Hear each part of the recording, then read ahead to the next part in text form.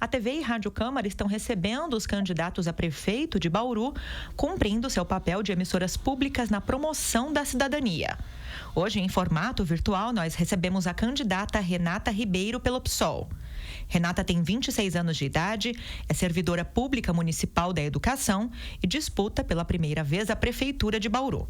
Candidata, seja bem-vinda ao nosso espaço. Nós vamos trazer aqui 5 temas e você vai ter 3 minutos para responder a cada um deles. Já começamos de cara falando sobre investimentos. Levando em conta o orçamento do município agora para 2021, a gente sabe que a capacidade de investimento da Prefeitura vai estar comprometida, uma vez que a nossa receita tem previsão de queda de aproximadamente 5% agora para o ano que vem. A busca por recursos a fundo perdido pela Prefeitura esbarra numa falha da administração municipal, que tem apresentado já há muitos anos dificuldade na elaboração de projetos para inserção em programas de fomento estaduais e federais. Baseado nisso, qual é o seu olhar com relação às finanças do município e como investir, como planejar investimentos num cenário como esse? Olá a todas as pessoas que estão acompanhando a Rádio TV Câmara. Muito obrigada, Lidiane, pela recepção, pela essa entrevista. É um prazer estar sendo entrevistada por uma mulher nesse período eleitoral. Olha, a cidade, né, a gente já vem acompanhando, né, mesmo antes da pandemia, a dificuldade, né, para se ter investimentos. Ela é conhecida, né? E, na verdade, a desculpa, né, que nunca se tem dinheiro e que é preciso e sempre pedir, é um modo de deixar as pessoas refém, né, desses políticos tradicionais que sempre prometem, né, que vão conseguir coisas mirabolantes para a cidade, mas que a gente vê, na verdade, que quando o dinheiro chega, ele é aplicado de uma maneira não muito inteligente e nem participativa. O pessoal acredita que quanto mais a população estiver próxima da fiscalização e, de fato, da administração pública, no sentido de entender quais são os investimentos que são feitos nos seus bairros, quais são os valores, né, de investimentos feitos em cada setor da cidade, mais chance nós temos de que esse dinheiro ele seja aplicado, de fato, para o crescimento de quem mais precisa e não para a gente manter a cidade com desigualdades visíveis, como, por exemplo, na questão urbana, né? No próximo período, né, não tem como ficar prometendo muito dinheiro, porque a gente sabe que a crise do coronavírus também acentuou a crise econômica que nós já estávamos vivendo, né? Então, é preciso falar para a população que ela tem que participar, inclusive porque se a população não participar, né, se a prefeitura no próximo período não incentivar de fato essa participação popular e democrática, as pessoas elas vão ficar ainda mais alienadas, ainda mais afastadas, né, das reais possibilidades do que a cidade poderia ser para elas. O grande investimento que a gente tem que fazer aqui no município é um debruçamento em cima das contas públicas, uma auditoria cidadã das dívidas públicas. O município precisa rever tanto as caixas podres das empresas de ônibus, por exemplo, como os aluguéis caríssimos que são pagos, para que a gente comece a reestruturar o dinheiro público. O que nós temos hoje de investimento para ser investido no município pode ser muito bom e pode ser transformador se for feito, como eu disse, em conjunto com a população, colocando as prioridades nas pessoas mais pobres e que mais têm sofrido com insegurança econômica, com falta de acesso à cidade.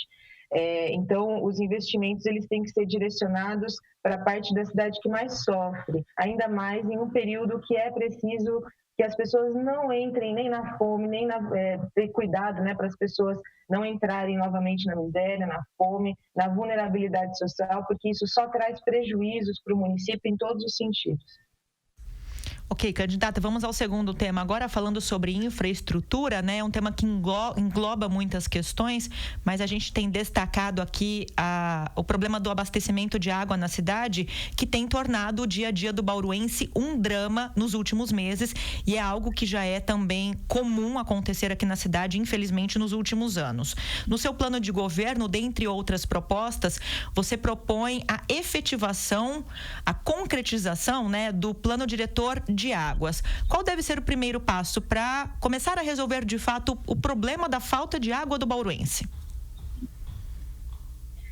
É uma obrigação, né, com a cidade, a gente colocar os problemas de infraestrutura às claras, né, bem na mesa e relacionar eles, porque todos estão relacionados com a história de Bauru, com como se desenvolveu a nossa cidade até o momento, né? Então a gente tem o problema da falta de água por conta de uma inércia na preservação ambiental, de um alojamento de cargos de confiança políticos, cabides políticos nas administrações do DAI, né?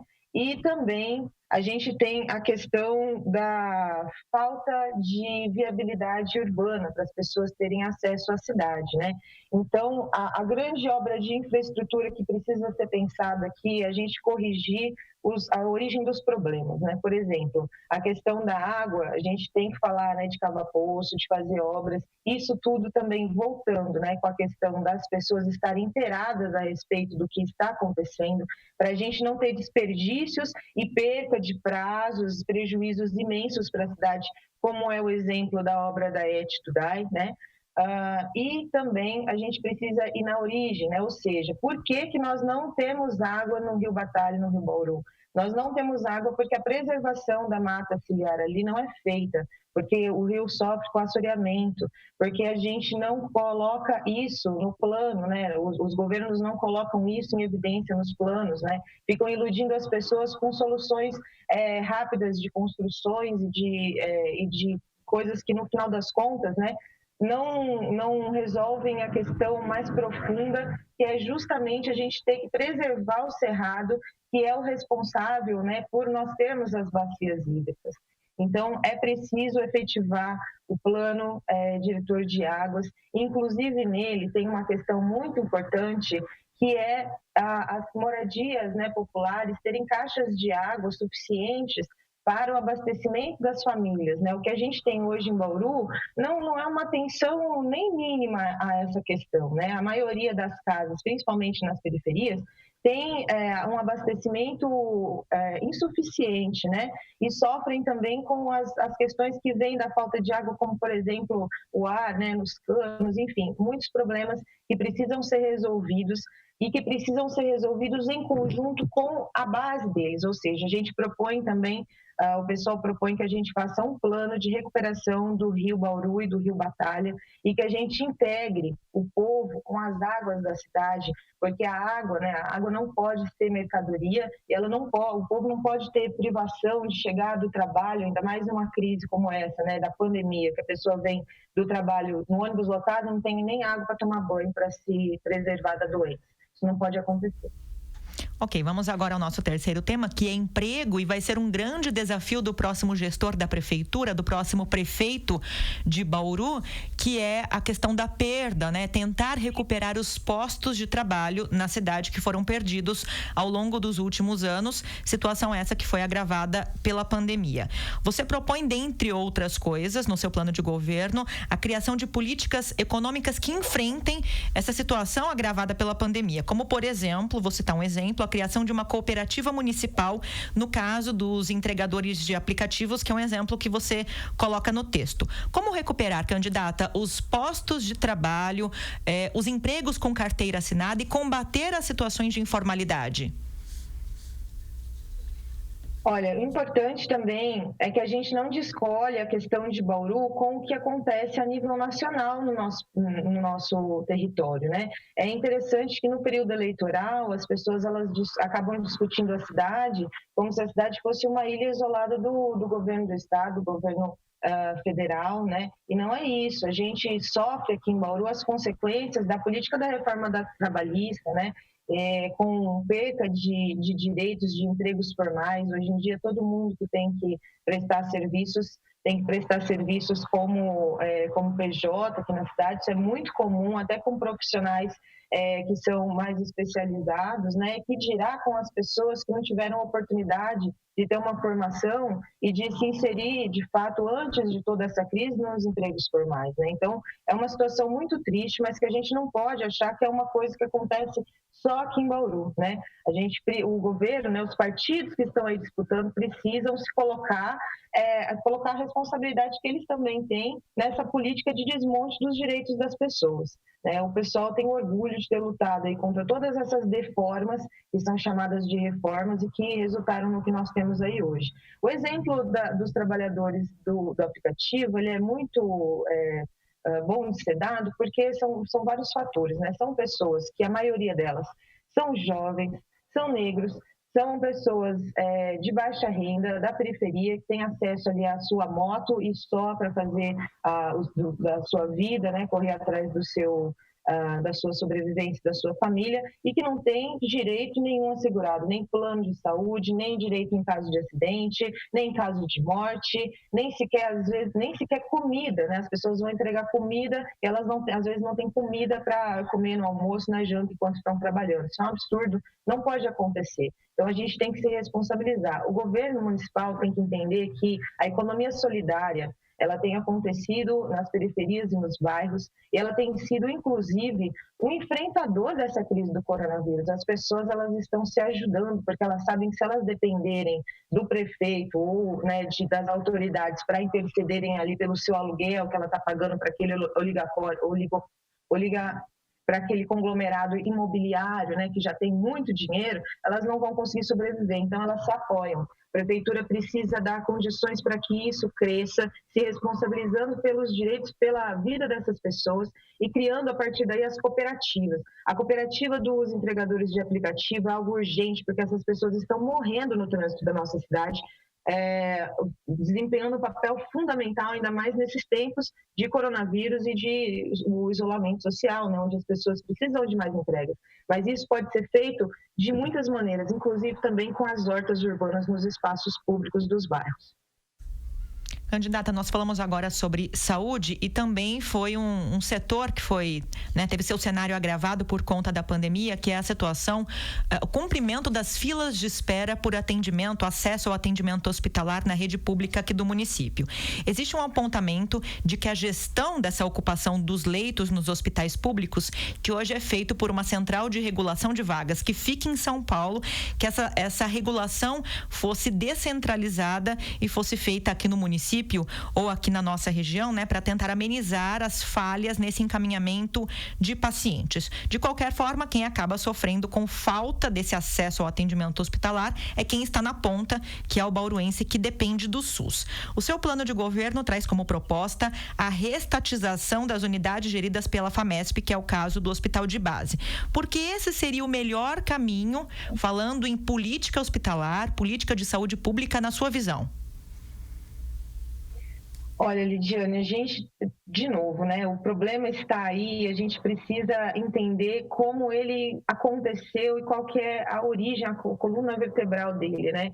Então, por exemplo, no setor da saúde, nós temos funcionários que recebem e que têm condições de trabalho muito diferentes, porque são contratados de maneiras diferentes por empresas, por OS, né? Ou, no caso, tem a mistura ali do servidor público, né? Então, isso acaba gerando um grande desconforto, injustiças salariais, de direitos, e, além disso, conhecidamente, as OS, elas têm problemas nas administrações, especialmente da saúde, que é uma área de prioridade de responsabilidade do Estado, né?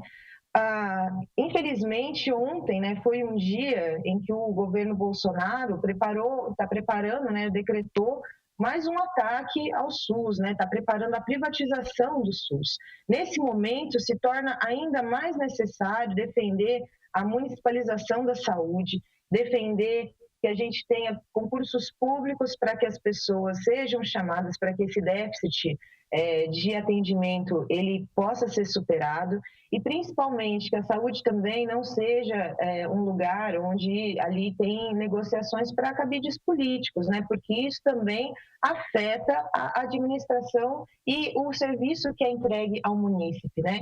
Então, a defesa do SUS e da assistência básica de saúde interligada, né, multiprofissional, ou seja, dando valor também aos profissionais de fisioterapia, de enfermagem, assistência social, terapia ocupacional, enfim, todas essas pessoas que estão ali na contenção, né, para chegar ali no médico, é preciso, porque aí a gente fala para a população que estamos preocupados tanto com a saúde da pessoa, porque é preciso, não é preciso que um problema de saúde chegue no seu limite para que ele seja descoberto, se houver essa assistência básica bem fortalecida, e também que a gente não quer que o Estado ele precise, né, lidar com as consequências de não ter essa atenção básica, que é um gasto muito maior, que é ter que colocar filas e filas, né, ter muitas pessoas na fila com problemas que talvez poderiam ser evitados ali na prevenção, né, na assistência preventiva.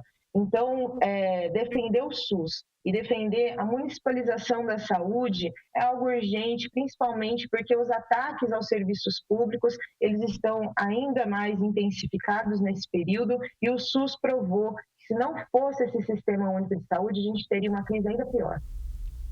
Candidata, nosso quinto e último tema da entrevista agora é educação.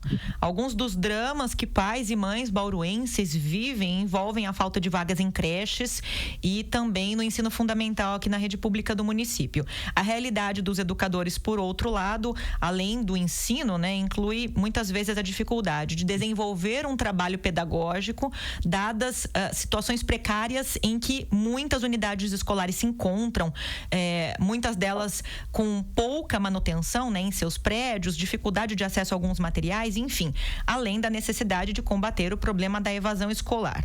No seu plano de governo, você propõe, dentre outras coisas, uma gestão democrática e participativa, a priorização da educação infantil e a revisão dos PCCS, que são os planos de cargos, carreiras e salários da educação. Se eleita candidata, qual seria a prioridade sua num primeiro ano de governo, levando em conta que nós estamos com as crianças e adolescentes dentro de casa, sem aulas presenciais por causa da pandemia há quase um ano? Eu trabalho na educação municipal diretamente, sou da equipe de apoio, ou seja, é aquela equipe que não são professores, mas que são as pessoas que possibilitam que as escolas funcionem e que as crianças, que os estudantes sejam acolhidos, bem tratados nas escolas, para que possam ter a sua vivência escolar ali digna e proveitosa. Então, é um setor que enfrenta desafios básicos de infraestrutura nas escolas do município. A gente tem que começar daí, né? As escolas estão fechadas no momento e assim devem permanecer até nós termos vacina, até nós termos segurança para que as pessoas voltem, porque isso também é uma decisão de saúde pública, não é uma decisão só que é voltada para a educação, né? Nesse cenário de pandemia, é preciso, né, seria necessário que desde o começo o governo, né, tivesse estabelecido uma linha direta, transparente de diálogo com os profissionais, com as professoras que ficaram trabalhando dobrado de casa para atender as necessidades dos alunos e que tinham muitas sugestões e muitas ideias para que esse período ele fosse enfrentado com maior leveza, mesmo em todas essas dificuldades. Mas o diálogo ele não existe e por isso nós perdemos muitas oportunidades de melhorar a educação do município. Os profissionais de educação precisam ser valorizados. Quando a gente fala de valorização, não quer dizer só o salário. O salário é muito importante, porque é isso que garante uma vida digna depois da aposentadoria para as pessoas e mesmo hoje, né, no dia a dia. Porém, a valorização ela vai além disso, ela vai para um olhar mais simples que justamente se fossem ouvidas as pessoas que trabalham, né, nós teríamos a solução disso bem rápido, como, por exemplo, melhorias funcionais nas escolas, compra de equipamentos básicos, como, por exemplo, escadinha para troca. Isso preserva a coluna das pessoas, preserva a prefeitura de afastamentos, e nunca é feito, mas sempre é cobrado. São coisas simples que podem ser reajustadas se a gestão for democrática. A gente precisa combater também a privatização e a tendência à terceirização da educação, porque só dessa maneira a gente vai ter educação como um direito, não uma mercadoria, um direito das famílias, principalmente mais pobres, que precisam dessa educação gratuita, de qualidade do município. E os planos de carreira, eles têm que ser revistos para que as pessoas, os servidores, né, as pessoas que trabalham com educação, mas de todas as áreas, né, porque seriam todos os servidores públicos, né, que essas pessoas tenham mais chances de evoluir na sua carreira, de se dedicar para que a população seja melhor atendida também. Ok, candidata, você tem mais 2 minutos agora para as considerações finais. Obrigada, Lidiane. Obrigada, Rádio Câmara, por esse papel fundamental que é feito, né, na democracia. Ouvir a Rádio Câmara sempre me ajudou a entender a cidade, a entender o funcionamento da política, e isso é importante para todas as pessoas que acreditam que a gente pode ocupar esses espaços, mesmo não sendo as pessoas que tradicionalmente os ocupam. Então, a minha candidatura está na rua, está dialogando com o povo, está aqui expondo, né, onde a gente consegue ter espaço, as nossas propostas para transformar Bauru, porque não há mais tempo de colocarmos o nosso futuro e a nossa cidade, nosso território, na mão de quem quer fazer negócio com o que a gente tem aqui para ser feliz e para viver. A gente não quer fazer negócio mais com a cidade. Aliás, nunca quisemos. O povo nunca quis fazer negócio com o que é público. O povo sempre quis que o que fosse público servisse a sua família para que as pessoas tenham dignidade de vida. Então, nesse período tão difícil de uma crise sanitária, social e econômica, que há muito tempo a minha geração nunca presenciou, e a gente vai ter aí o resultado da pandemia depois, né? A gente precisa que a população governe junto. A gente precisa que as ferramentas democráticas elas funcionem de verdade e não que sejam enfeites na administração pública. Então, é por isso que eu estou nesse desafio de ser a prefeitável mais jovem da cidade de Bauru, com a coragem das mulheres, com a coragem do povo indígena que ocupava essas terras também, antes de tudo isso aqui acontecer, antes de tudo isso ser deteriorado, de a gente chegar nesse ponto, né, que a gente tem que defender o óbvio, como defender o cerrado para ter água, e para dizer para a população que, assim como eu, todo mundo tem capacidade de discutir a política da cidade, de colocar, de fato, propostas transformadoras e populares. Ok, muito obrigada. Nós agradecemos a candidata, né? Você que nos acompanha pela TV e Rádio Câmara, ouviu agora e assistiu a entrevista especial com a candidata Renata Ribeiro, do PSOL, dentro da nossa série de entrevistas com os candidatos na disputa pela Prefeitura de Bauru. E assim a TV e a Rádio Câmara cumprem seu papel de emissoras públicas na promoção da cidadania. Eu agradeço você pela sintonia, fique ligado em nossa programação e até a próxima.